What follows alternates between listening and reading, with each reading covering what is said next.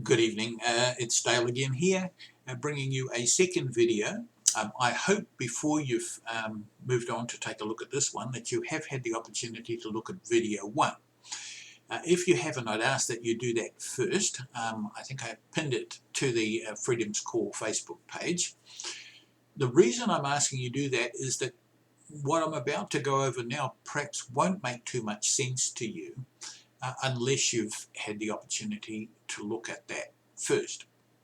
I'm hoping to make this particular video no longer, or not too much longer than the last one, because I know, there's quite a lot of ground to cover, but I think it's important that I do try and explain as clearly as possible what you're likely to encounter when you take a look at all of these roles. But for the moment, we're focusing on the second N.Z.E.F role primarily.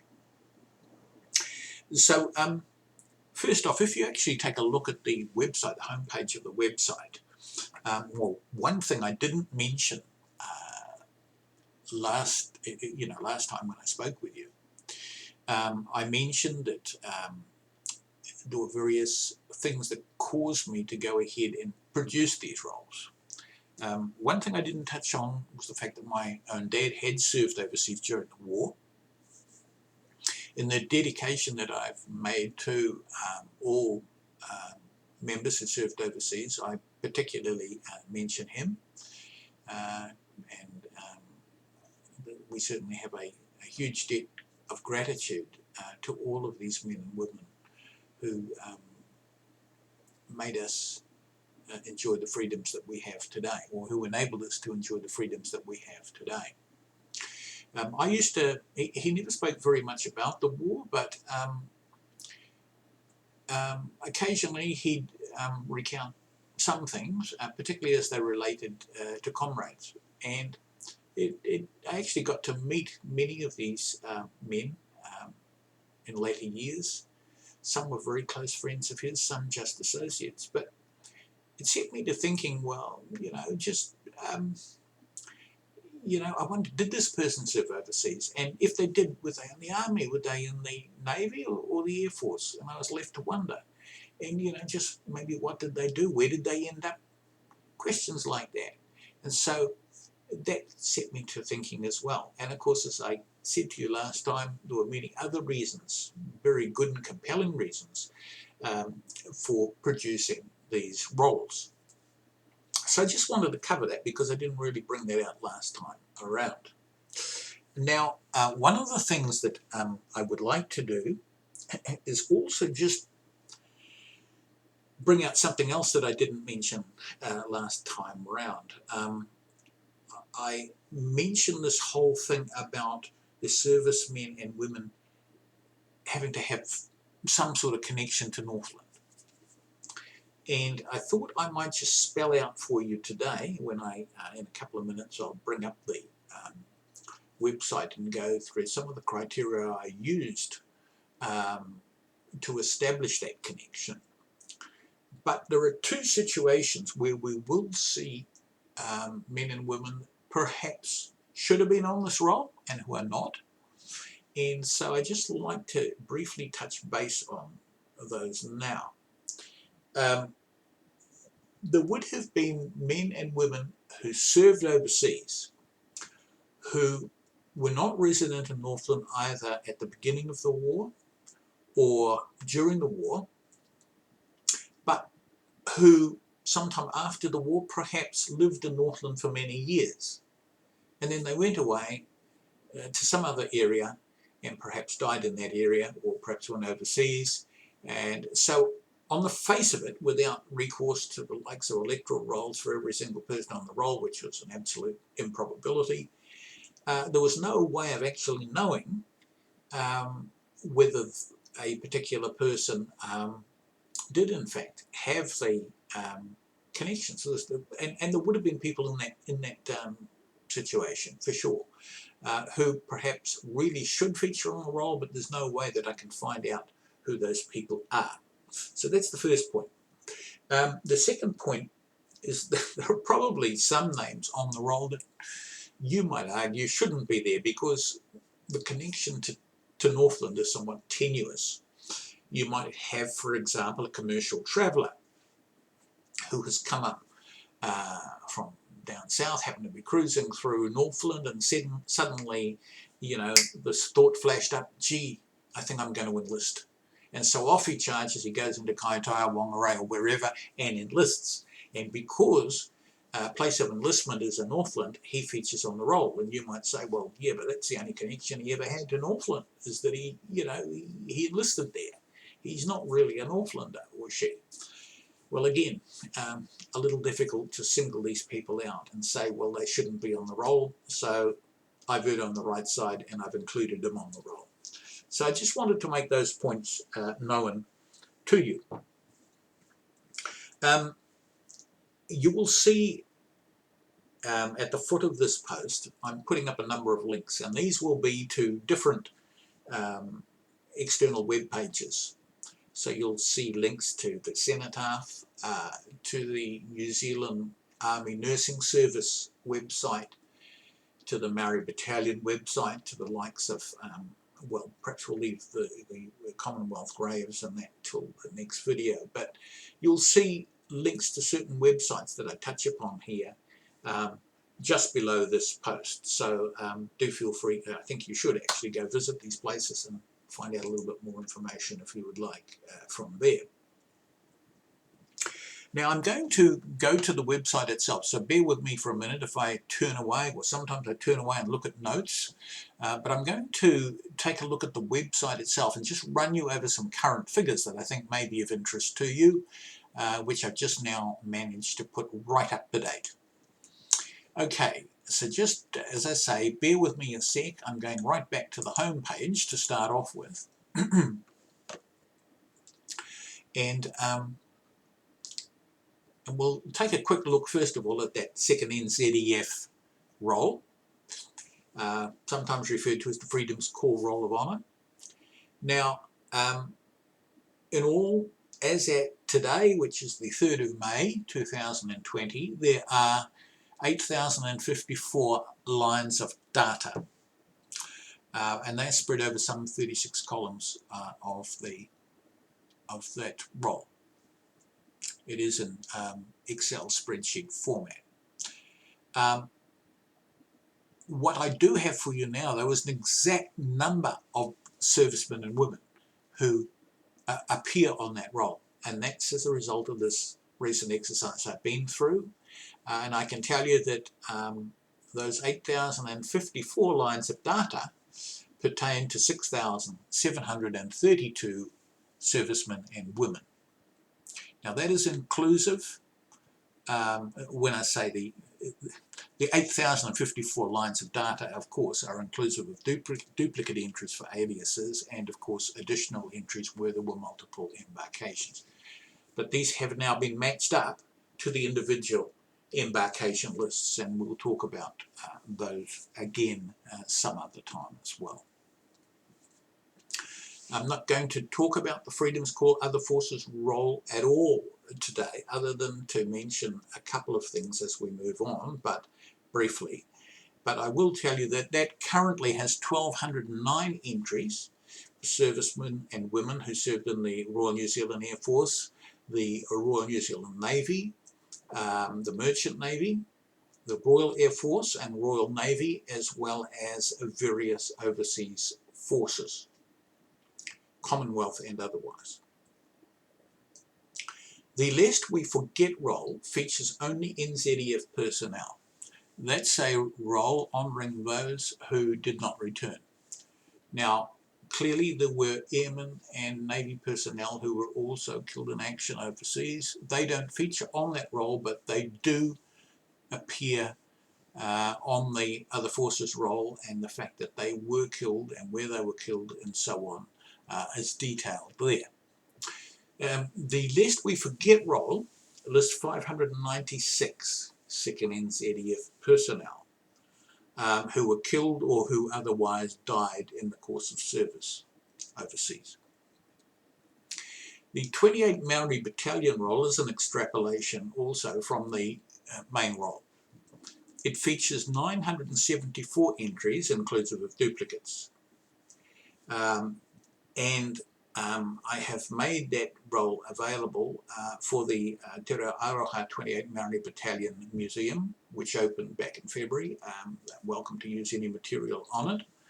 And it's also likely to be used as a resource for a book, which is to be produced in the near future about A Company 28 Maori. Now, A Company was the Northland contingent, but it did not feature only Maori. Now, I've spoken briefly about the 28 Maori Battalion role and also the Lest We Forget role. I would also like to make the point, though, and I think it's most important that we understand this. Certainly when we look at the number of dead, those who did not return back to New Zealand, there is indeed a disproportionate number of Maori there, which makes the whole thing that much more terribly tragic.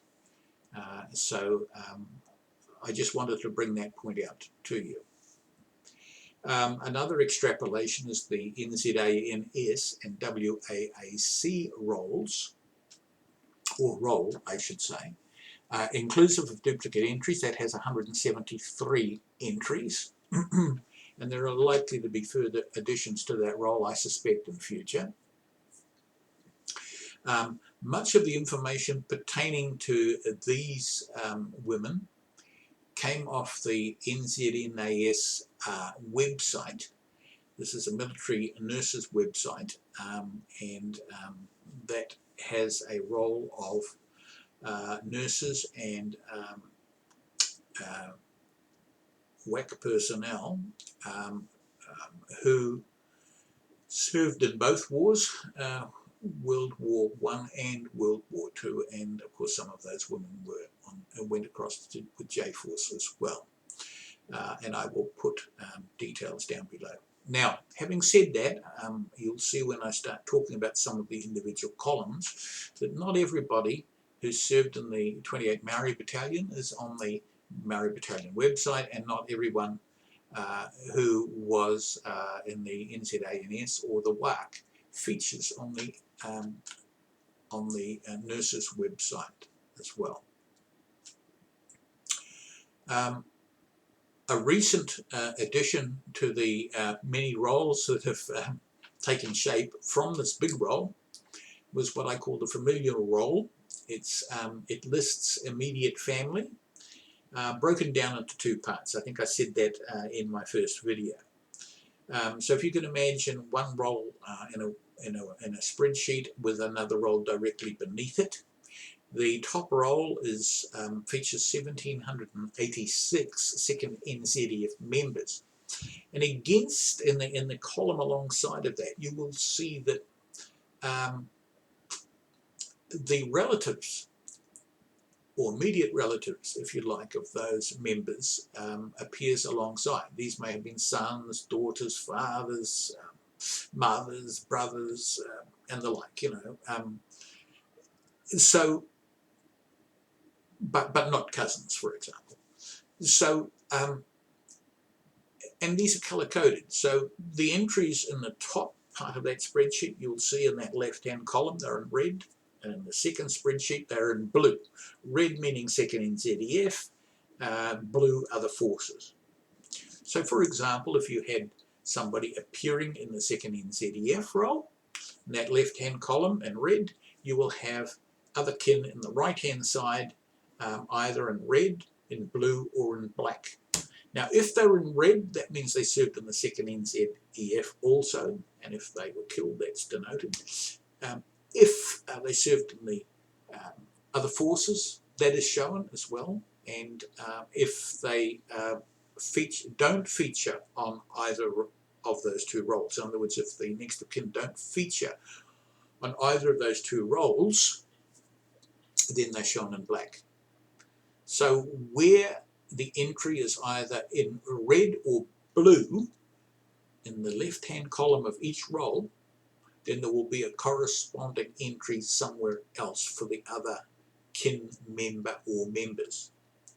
If the other kin is in black, that means they didn't serve overseas, or they did serve overseas, but there is no direct link established to Northland. So yep, their name appears there in black, but it doesn't appear further down in the other forces roll, or vice versa. If the entry in black is shown on the other forces roll, doesn't appear further up on the second N.Z.E.F roll. So as I say, 1,786 second N.Z.E.F members, and there are 200 listed in the other forces segment of that listing. The prisoners of war roll, that isn't really a roll as such, it's rather a listing. I think that would be a fair way of determining it. And details have been largely gleaned from either the Auckland Cenotaph database, where quite a lot of that information is to be found, some of which in turn has been derived from Ralph Baker's very excellent list of second N.Z.E.F prisoners of war. It's a PDF that is available for download, and I'll put a link through here where you can download that if you wanted. So there are 658 featuring there, and well, they also feature on the main roll, but I'm just talking about the separate listing where you will also see the camps where these people were held, and in most instances, if known, and in some instances even the prisoner of war number has been entered. So anyway, that's just a little bit of information on that. There are a couple of other lists which are to be found on the, or are able to be accessed on the website. These lists are of some personnel I found lying in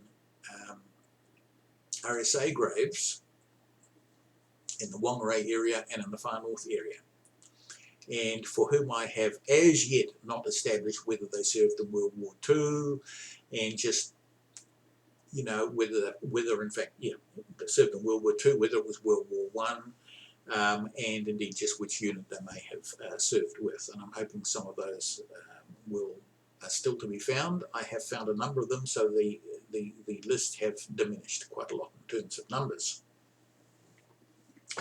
Now, so I'm going to now just very quickly and take a look at some of the entries that are on the spreadsheet itself, and just explain these very, very briefly to you. Column A, I've already spoken about. This just shows whether that person was on the Cenotaph listing or not, and if they were, you'll see they're entered there in, with a Y, which is in a green background. If they're in the Maori Battalion, that's in column B. If they actually serve with the Maori Battalion, no, they may not necessarily be on the Maori Battalion roll, but they're known to have served with the Maori Battalion. If they feature on the Maori Battalion rolls, then they're in column C, also shown as a Y. If they're on the main roll, to be found on the Maori Battalion website. But if you go to the World War II roll, the rolls for World War II Maori Battalion members, at the foot of each page there is a link through to what I call the subsidiary rolls, for want of a better word, which includes the likes of the 15th Reinforcements and J-Force. And I'll talk a little bit about J-Force in a minute. These are incidental rolls, and the entry is shown either as 15th or as J-Force in that particular column. It's column C, if in fact those were the units they were attached to. Column D lists whether that person, actually I do have an A company listing here, I'm very pleased to see. There are only very few entries in here, but it shows whether that person served with A company or not. Column E, whether they are to be found on the nursing rolls or the WAC rolls, in which case you will see a Y entered there. Well, it won't be a Y, you'll either see WAC or you'll see N.Z.E.F showing up in that particular column. If they're not on those roles but serve with either the N.Z.E.F or the WARC, and as I say, they're not in that column, then that is duly noted out in the details column of the spreadsheet. Column F shows whether that person was a prisoner of war or not, and well, whether they were a prisoner of war, and that's denoted by a Y in the place of capture. And as you know, many of these people that were captured in various military jurisdictions, Crete, Greece, well, Crete is an island of Greece, as you know anyway, but I've denoted them separately here, Italy, Germany, or anywhere else, in some instances unknown, is all we could write there. But and the sources for that information I've already touched on, but there is one other source, and that is Papers Plus. Now, Papers Plus often used to list those believed to have been taken prisoners of war, and so where I found that, I've entered them as well. That said, there is always a possibility that some shouldn't be showing there. They may well have later been found to have not been captured, but they actually had managed to return to safety, and so you may not find them there as well. Now, the only other thing I really want to touch on a little bit here, as far as the columns go, I think, and that's, we're talking the aliases column, which is column K of the main website, of the main role, the second N.Z.E.F role, the big role, so to speak.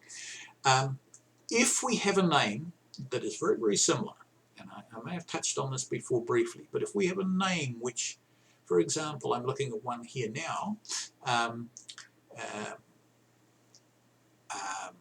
let's just see what a really good one. For example, I'll just give you some examples. We've got a chap here by the name of Idris Morris Ace.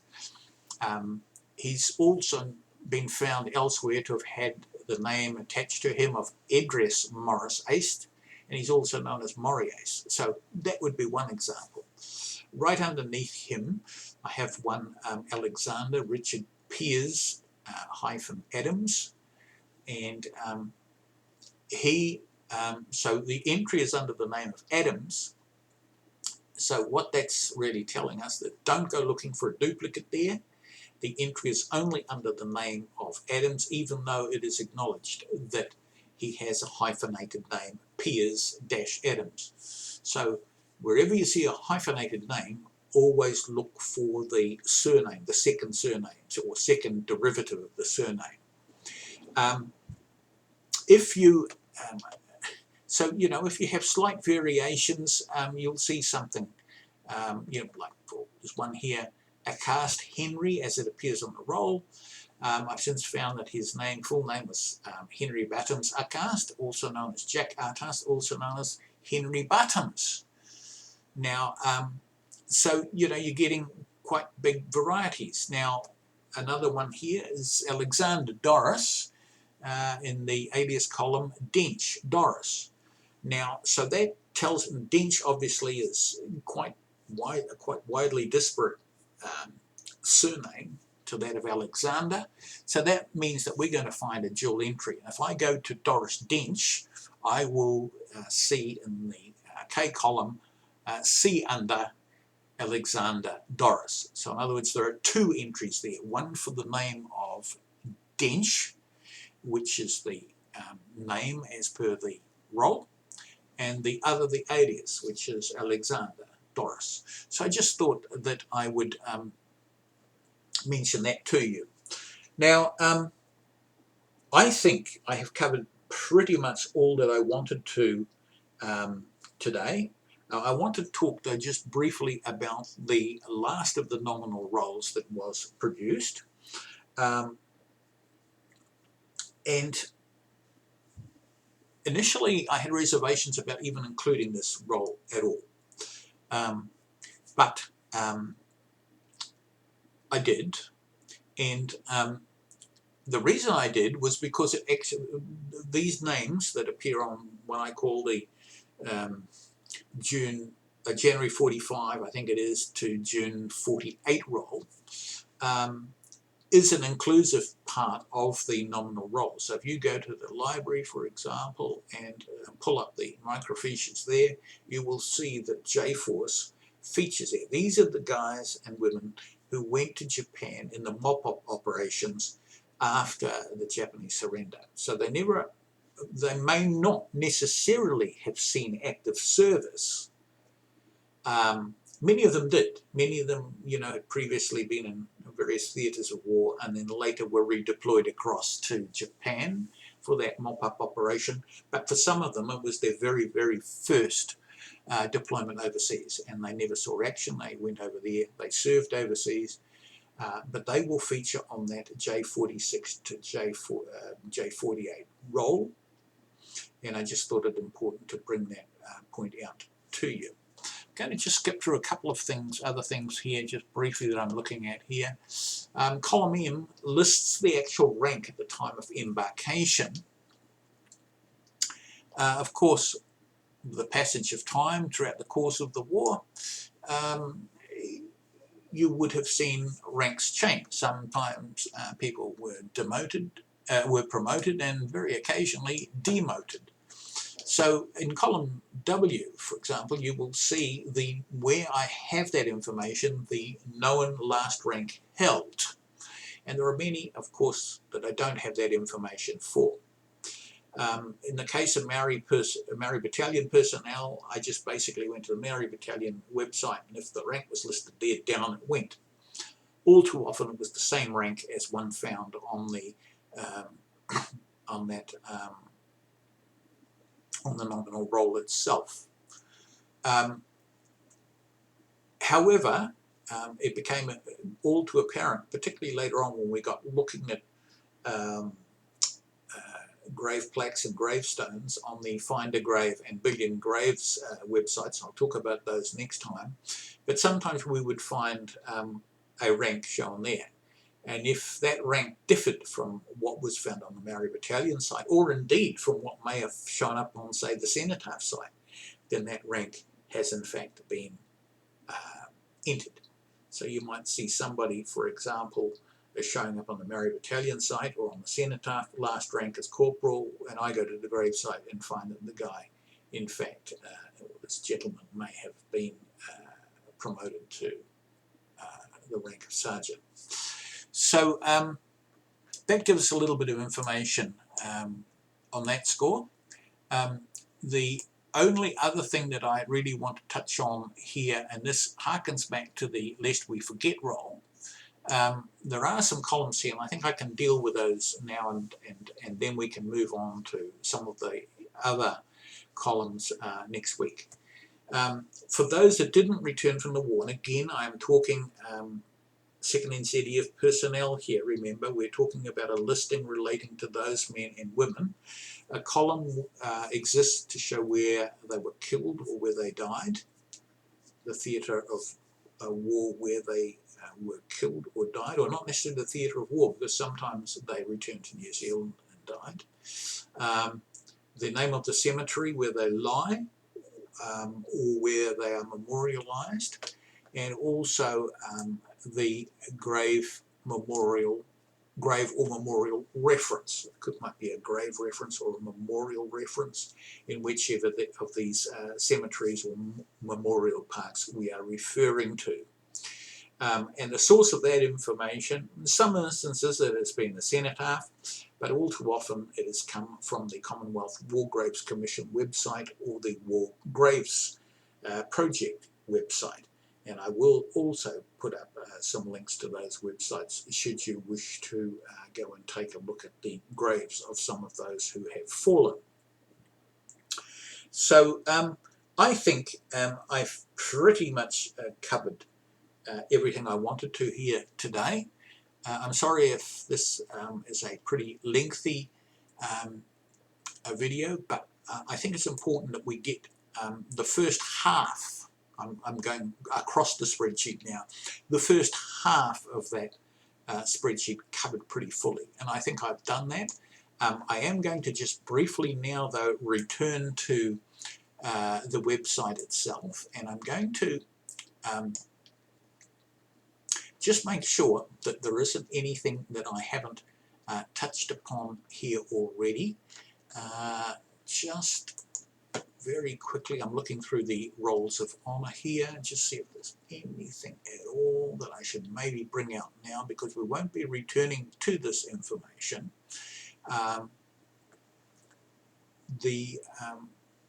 No, I don't think so. We will look next week. I'm hoping to cover the second, or the right-hand side, what I'll call the right-hand side of the spreadsheet, and maybe just take a little quick look at some of these individual roles, just to point out one or two features of those.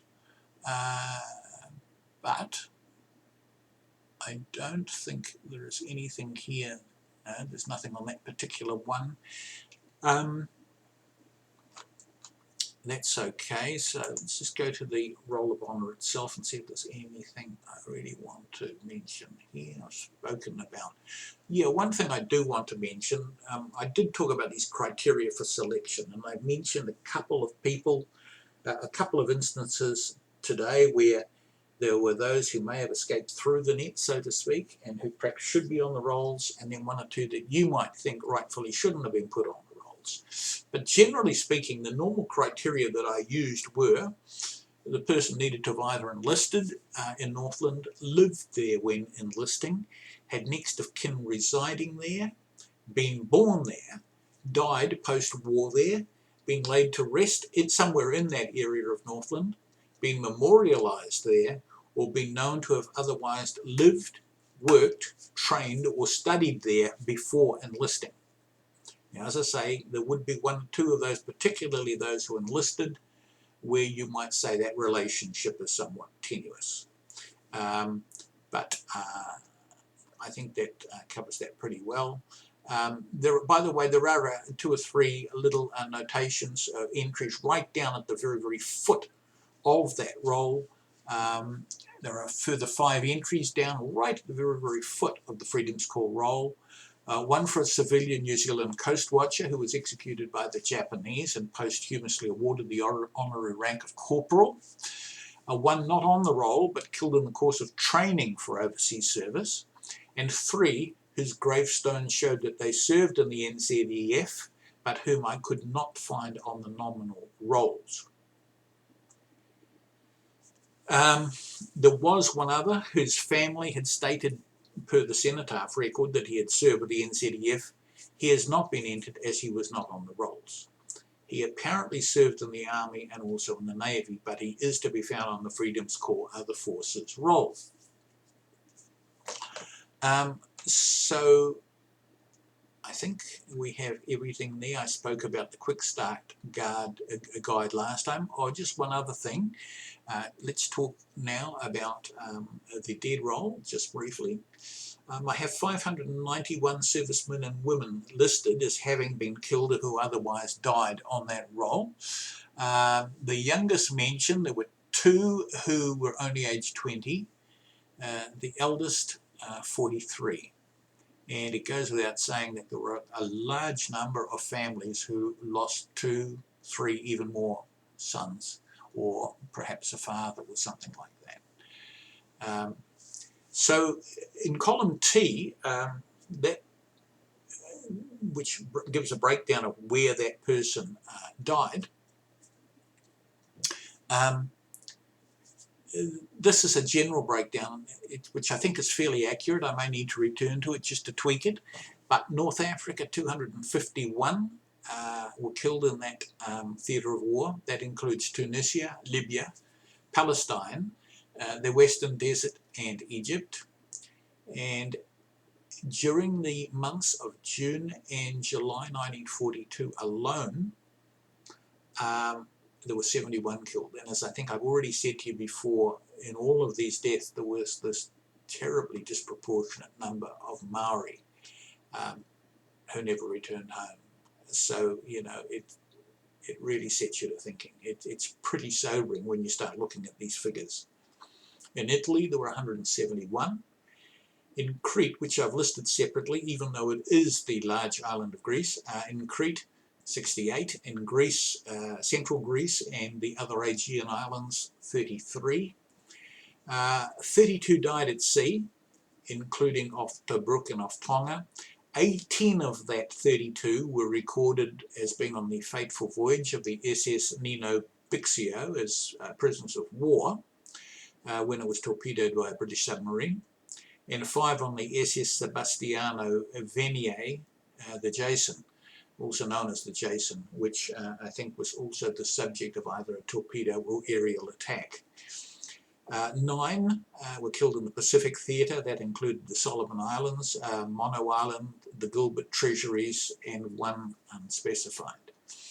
11 died in New Zealand, but they had served in the second N.Z.E.F before that. 6 in Germany, 4 in England, 2 in Australia, 1 in Holland, 1 in Poland, 1 in Yugoslavia, 1 in Austria. So as I say, you can visit those, and go visit the grave sites of these men if you so wish, and see where they've been memorialised.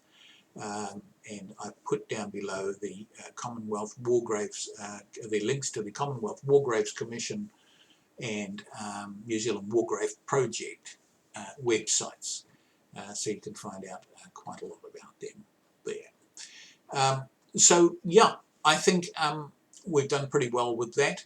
I will take you, I think this has gone on long enough. What we will do is we'll briefly touch on some of the smaller roles, just the makeup of some of the smaller roles, 1 or 2 things I want to bring to your attention that maybe I didn't in this video, and then we'll move on to the other columns of the website, which are all important, and we'll start looking at things like birth and death records, cemetery records, you know, these rather unique websites like Find a Grave,